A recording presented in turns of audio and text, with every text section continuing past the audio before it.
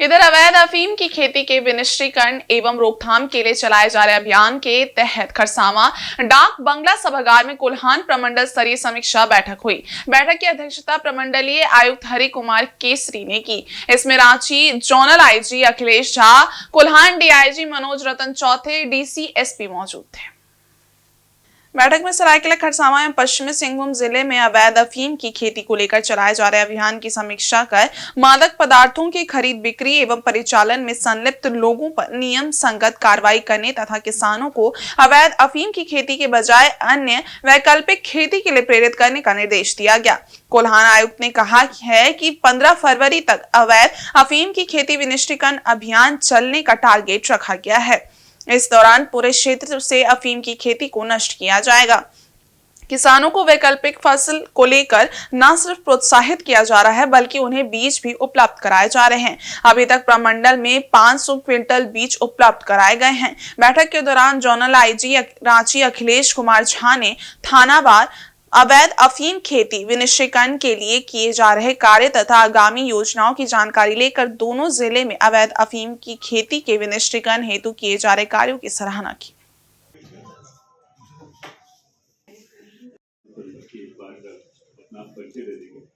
मैं सबसे पहले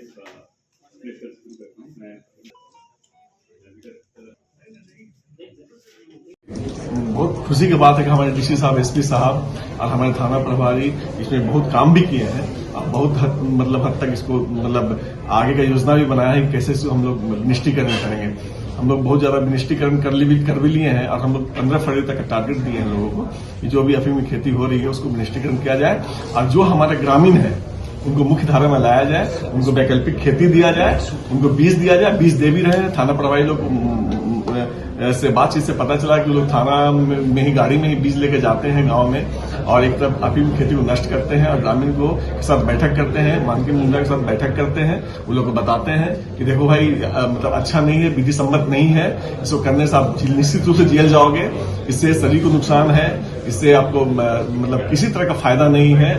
हम लोग जहां नशा मुक्ति को जोड़ दे रहे हैं उस धारा में वापस आइए आप लोग।